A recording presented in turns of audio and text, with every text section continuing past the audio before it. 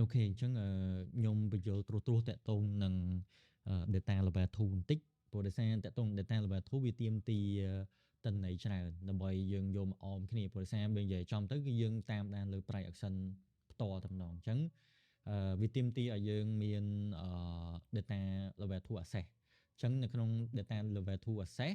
គឺវានឹងបង្ហាញទិន្នន័យទៅលើ inflow និង outflow នៃរបៀងអ្នកទិញលក់ទាំងអស់ឲ្យយើងឃើញអញ្ចឹងអ្វីដែលយើងត្រូវចេះសំខាន់ហ្នឹងគឺការចេះមើល price action ហ្នឹងឯងហើយខ្ញុំនឹង brief ខ្លះពី basic component ដែលយើងត្រូវមើលអញ្ចឹងនៅក្នុង B-Trader concept គឺតាំងពីដើមគឺយើងមើល liquidity profile យើងមើលអីចឹងទៅប៉ុន្តែឥឡូវយើងមាន tool មួយទៀតដើម្បីទៅមើល data level 2ហ្នឹងដើម្បីជួយយើងឲ្យងាយស្រួលនៅក្នុងការអាន price action បើសិនយើងគាត់មើល candle ទេយើងមើលអត់យល់ទេព្រោះសារ candle ឥឡូវ engulfing មិនក៏ដោយអីក៏ដោយចូល pattern មិនក៏ដោយគឺវាអត់សូវ respect ទេព្រោះដោយសារអ្វីដែលសំខាន់គឺយើងទៅមើល inflow និង outflow របស់អ្នកទិញអ្នកលក់ហ្នឹងតើអ្នកណាធំជាងតួអង្គណាដែលចូលរួមតួអង្គ smart money ក៏ជា retailer អញ្ចឹងខ្ញុំឧទាហរណ៍ផ្ទាល់អញ្ចឹងជាទូទៅដែលគ្នាយើងរៀនតាក់ទងនឹង liquidity profile គឺអត់ពិបាកទេគឺយើងប្រើ tool ឈ្មោះ B-Trader toolkit នេះសំទោសtoolkit ហ្នឹងគឺយើងមើលទៅលើ liquidity profile យើងអញ្ចឹងខ្ញុំមើល time frame 10នាទីហើយនៅ broker Okta អញ្ចឹងតាក់ទងទៅនឹងliquidity profile គឺយើងគូសចេញពីកន្លែង zone value area high និង low ចេញពី zone ដែលសំខាន់ជាងគេហ្នឹងគឺ zone របស់ section New York អញ្ចឹងគឺយើងបាន zone នេះអញ្ចឹងខ្ញុំនឹងកនតែយើងគូស zone ហ្នឹងទុកមកអញ្ចឹង zone នេះជា zone សំខាន់មួយដែលខ្ញុំត្រូវ keep eye on អញ្ចឹង keep eye on ហ្នឹងគឺសំដៅថាពេលដែលចូល kill zone នីមួយនៃ section New York London ឬមួយក៏អាស៊ីគឺយើងត្រូវចាំមើលថាវានៅលើឬមួយនៅក្រោមហើយយើងត្រូវសំយោងបែបម៉េចដឹងថាលុយដែលគេចាក់ចូលនឹង clear ឬមួយក៏ break ឬមួយក៏ reject ដោយពឹងអីគេ data level 2ដែលគ្នាយើងឃើញ dashboard ខាងក្រោមនេះដែលយើងមើល volume delta អញ្ចឹងហេតុអីបានខ្ញុំថាអានឹងជា data level 2ព្រោះដោយសារបើសិនគ្នាយើងអត់មាន premium trading view ទេគឺ access អត់បានទេព្រោះខ្ញុំអាចបិទ tool ផ្សេងសិនហើយខ្ញុំអាចកែ coaster នេះទៅ1 second គ្នាយើងនឹងឃើញវាចាប់ data លឿនភ្លាមហ្មងឃើញទេអញ្ចឹងអាហ្នឹងគឺជា data level 2ដែលវាចាប់យកទិន្នន័យ buyer seller មក calculate នៅក្នុង dashboard តែមួយគ្នាយើងងាយស្រួលយល់គាត់ថាគ្នាយើងត្រូវចេះអានវាប៉ុន្តែបើយើងមើល1 second វាពិបាកអញ្ចឹងយើងកុំមើលព្រោះដោយសារយើងត្រូវចង់ឲ្យវាយក60 second ដើម្បី analyze ប្រាប់យើងម្ដងអញ្ចឹងគឺវា better ជាងអញ្ចឹងក្នុងលក្ខខណ្ឌនេះយើងបន្តទៅទៀតអញ្ចឹងខ្ញុំនឹងធ្វើការ back test អញ្ចឹង back test ខ្ញុំនឹង back test មកក្រោយនេះមើលឲ្យគ្នាយើងដឹងថាហេតុអីអញ្ចឹងនៅក្នុងលក្ខខណ្ឌនេះដូចគ្នាយើងឃើញអញ្ចឹងវាធ្លាក់នៅក្រោម liquidity profile មែនវាចាប់ផ្ដើម lean bearish មែនប៉ុន្តែមានតែ 40% ទេមានតែ lean bearish តែ 45% ទេនៅលើ100អញ្ចឹងវាអត់ strong ទេអញ្ចឹង market គឺនៅក្នុង trend bearish ប៉ុន្តែអត់សូវមាន pressure ដែលខ្លាំងប្រហែលហើយ smart money មកមែនប៉ុន្តែក៏អត់ strong ខ្លាំងដែរលុះត្រាតែវាអាច clear liquidity នេះប៉ុន្តែអ្វីដែលគ្នាយើងសម្គាល់ឃើញមិន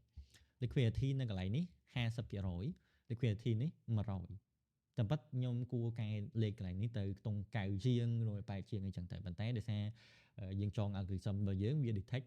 ឆានដែលអាចឡើងទៅយក liquidity ខាងលើហ្នឹងវាច្រើនអញ្ចឹងវាដាក់100អញ្ចឹងទៅអញ្ចឹងការងាររបស់យើងគឺយើងត្រូវចាំម៉ោងគេ zone ចូលឥឡូវគឺចូលហើយអញ្ចឹងយើងចាំមើលថាអូខេតើទឹកលុយដែលមកដល់កន្លែងនេះឃើញទេពេលដល់កន្លែង liquidity នេះព្រោះដោយសារខ្ញុំ back test មកបកោ10នាទីអញ្ចឹងបើមើល reaction ផ្ទាល់គ្នាយើងនឹងឃើញ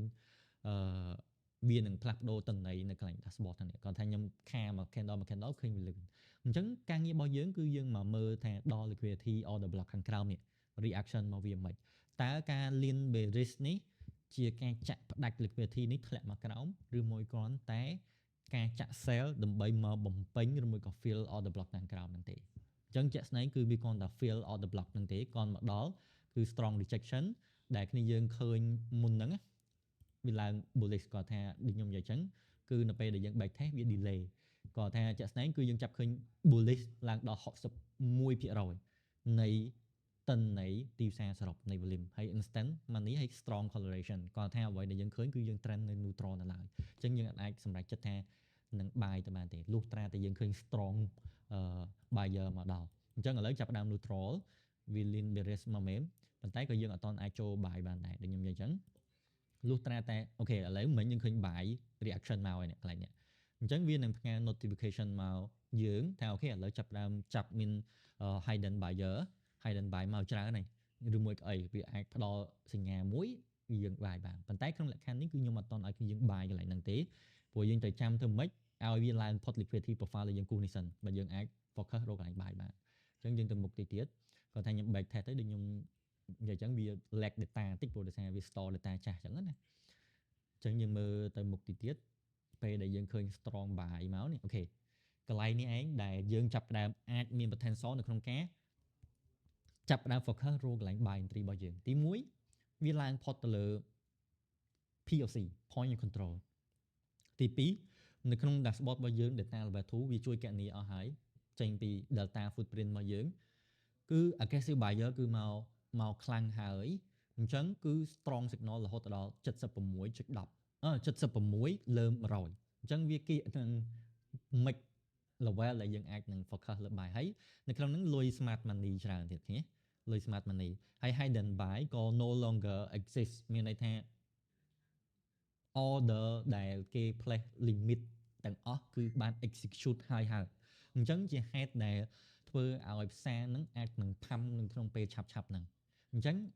រឿងហ្នឹងឯងដែលជាកត្តាមួយដែលគ្នាយើងអាចធ្វើការ buy កន្លែងនេះព្រោះគ្នាយើងឃើញ net flow ចាប់បាន positive ហើយមានន័យ buy pressure មានន័យថារហូតដល់ 7.49 ហើយ sell pressure តែ 6.54 នេះអញ្ចឹងវាធ្វើឲ្យ net flow ធំដែលជាកត្តាមួយរុញច្រានទីផ្សារហ្នឹងឲ្យកាន់តែខ្លាំងអញ្ចឹងបាទនេះបើសិនយើងចង់មើល full detail គឺគាត់តែចុច setting មកសំទោសកន្លែង indicator មួយនេះយើងចុច complete ប៉ុន្តែបើគ្នាយើងដាក់ default មកឃើញ professional អត់បានពេញអញ្ចឹងទេអញ្ចឹងយើងកែទៅ complete ទៅនឹងឃើញពេញហើយអញ្ចឹង correlation ក៏ strong មានន័យថា correlation ហ្នឹងគឺសំដៅលើរវាង pair ដែលយើង trade ហ្នឹងដុល្លារជាមួយមាសហ្នឹងវា correlate គ្នាខ្លាំងនៅអញ្ចឹងបច្ចុប្បន្នគឺ correlate គ្នាខ្លាំងហើយ trend គឺយើង strong support អស់ហើយ positive អស់ហើយអញ្ចឹងពេលហ្នឹងហើយដែលគ្នាយើងអាចធ្វើការ buy បានអញ្ចឹងយើងអាចធ្វើការ buy ទៅហើយយើងអាចដាក់ stop loss នៅក្រោមយុទ្ធសាស្ត្ររបស់យើង target របស់យើងក្រោម swing low អីចឹងទៅយើងដាក់ក្រោម swing low ហើយ target កន្លែង key level ណាសំខាន់ដូចឧទាហរណ៍ថា previous day high ឬមួយអីចឹងទៅអញ្ចឹងអានឹងឯងជាជំនួយការដែលខ្លាំងមួយដែលយើងអាចយកវាមក combine ជាមួយនឹងBTD concept ដែលយើងធ្លាប់រៀនពីមុនមកទៅក្នុង liquidity profile ហើយយើងយក dashboard នេះដើម្បីដឹងថាពេលណា smart money ចាក់លុយហ្នឹងនឹងចាក់ផាំឬមួយក៏ចាក់គាត់ថា fake out អញ្ចឹងអាហ្នឹងគឺ dashboard នឹងជួយយើងបានច្រើនអញ្ចឹងនៅក្នុងលក្ខខណ្ឌនេះឃើញ strong buy មកភ្លាមឃើញទៅភ្លាមអញ្ចឹងអាហ្នឹងឯងគឺជាចំណុចមួយដែលខ្ញុំចង់បញ្យល់ថា tool ហ្នឹងគឺវាជួយយើងបានច្រើនក្នុងលក្ខខណ្ឌដឹង price action ជា data level 2ព្រោះគ្នាយើងតែងឃើញគេ trade data footprint ចេញពី level 2គ្នាយើងអាចធ្វើតាមបានប៉ុន្តែវាពិបាករៀនអញ្ចឹងបានខ្ញុំនិង team សហការគ្នាបង្កើត dashboard នេះមួយដើម្បីជួយ analyze គ្នាយើងចាំបាច់ទៅយល់ advance ច្រើនពេកទេតាក់ទងនឹង data level 2ព្រោះពេលខ្លះយើងទៅមើល candle ខ្លួនឯងក៏ពិបាកដែរសូម្បីខ្ញុំខ្លួនឯងផ្ទាល់ខ្ញុំទៅមើល data level 2ចេញពី footprint ក៏ពិបាកដែរអញ្ចឹងអ្វីដែលខ្ញុំបច្ចុប្បន្នងាយស្រួលគឺខ្ញុំមាន dashboard ដែលខ្ញុំមាន algorithm នៅក្នុងការ analyze ឲ្យអញ្ចឹងយើងការងារយើងចាំតែស្ដាប់ alert មើលតន័យហ្នឹងចូល combo អ្វីដែលយើងត្រូវ combine គ្នាអត់អញ្ចឹងវីដេអូនេះខ្ញុំមានតែប៉ុណ្្នឹងហើយខ្ញុំនឹងព្យាយាមចែកម្លែកបន្ថែមទៅតងនឹង tool ទាំងអស់ហ្នឹងហើយ tool ទាំងនេះគឺ free ទេអញ្ចឹងយើងអាចទៅ access បានដោយគ្រាន់តែចូលក្នុង website ខ្ញុំ submit យកតន័យ